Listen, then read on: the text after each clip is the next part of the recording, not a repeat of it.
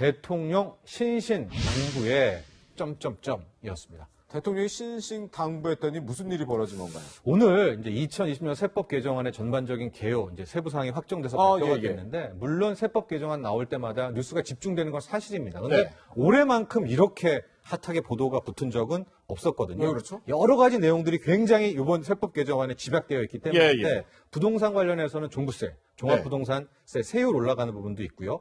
금융투자소득세라고 해서 이 이제 주식 차익에 대해서 양도세를 매긴다고 언급된 그 부분도 과연 어떻게 될까? 초미의 관심사로 확정안이 나온 거 아니겠습니까?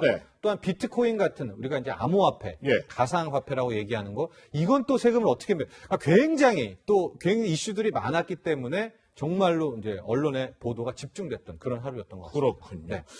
대통령의 신신당부는 도대체 뭐였을지 시청자분들 궁금하시죠? 저희가 그래서 준비를 해봤습니다. 들어보시죠. 문재인 대통령은 이번 금융세제 개편안은 주식시장을 위축시키거나 개인 투자자들의 의욕을 꺾는 방식이 아니어야 한다고 말했습니다. 세수 감소를 다소 감수하더라도 소액 개인 투자자들의 건전한 투자를 응원하는 등 투자 의욕을 살리는 방안이 되어야 합니다. 일단 지금 사실 이 세법 개정안 중에 증권거래세에 대한 관심이 참 크더라고요. 이건 어떤 방향으로 지금 결정이 된 거예요? 네, 먼저 주식 관련 세금부터 정리를 해드리겠습니다.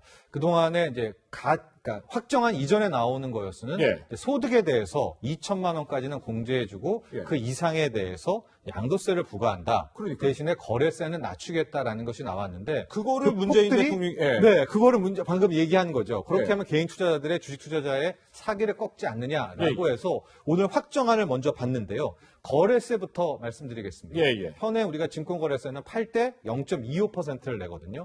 이것을 2023년까지 0.15%로 낮춘다. 즉 0.1%포인트를 이제 낮추겠다라는 건데요.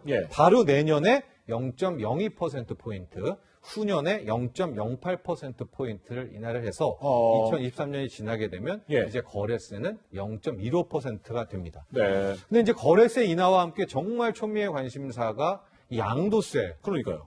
2천만 원 이거 사기 꺾는다에 막 정말로 반발이 컸었죠. 여기에 대해서 일단은 그 소득에 이 비과세 공제되는 한도를 2천만 원에서 5천만 원까지로 올립니다. 그러니까 3천만 원 연간으로 벌었다, 4천만 원 벌었다 하는 것까지는 비과세다.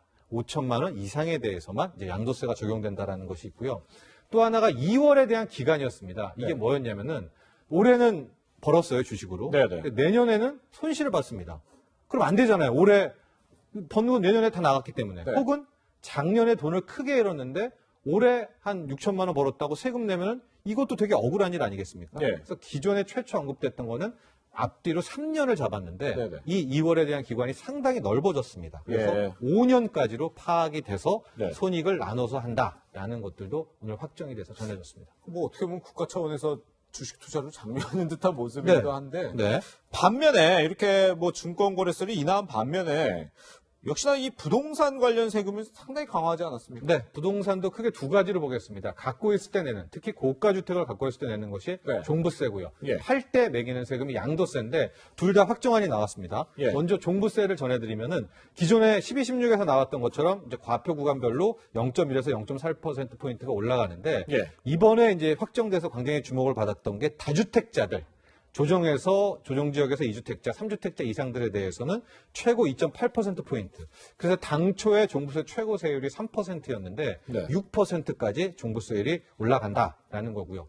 말이 많았던 부동산 법인들 같은 경우에는 종부세가 1주택일 때는 3%, 다주택일 때는 6%로 단일 세율로 매기기 때문에 상당히 부담이 크다. 이렇게 볼 수가 있겠고 양도세도 이제 확정이 됐습니다. 양도세 같은 경우에는 기간과 다주택자 둘로 나뉘게 되는데요. 기간에 1년 미만이면 70%를 떼갑니다. 하고 2년 미만 같은 경우에도 거의 40% 이상을 뛰어가게 되는 것이고요. 다주택자 중과가 있었는데 중과 폭이 커집니다. 그래서 2주택자는 기본 양도세에서 20%포인트, 3주택자는 30%포인트거든요. 그러니까 기존 양도세의 최고 세율이 42%니까 3주택자가 집할 때는 여기에서 30%를 더하니까 72%. 만에 하나 집 팔아서 3주택자가 10억의 수익을 올렸다. 양도차익으로.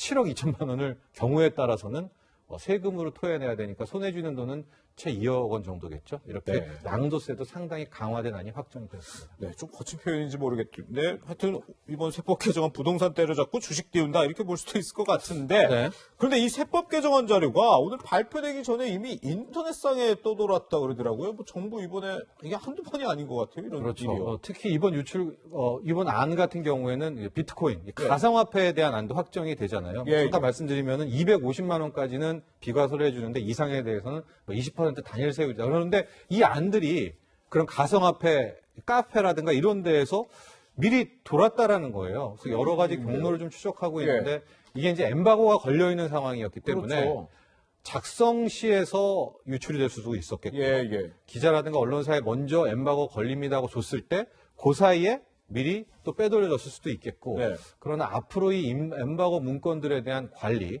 또 이것들을 작성하는 시점에 있어서도 상당 부분 조심해야 될 필요가 있다. 왜냐하면 이건 정말 중요한 사안들 아니겠습니까? 그렇죠. 그래서 청와대도 경찰 조사 후에 엠바고 제도를 재검토하겠다. 이런 입장도 밝혔다고 합니다. 오늘의 키워드 경제 정철진 경제평론가와 함께했습니다. 고맙습니다.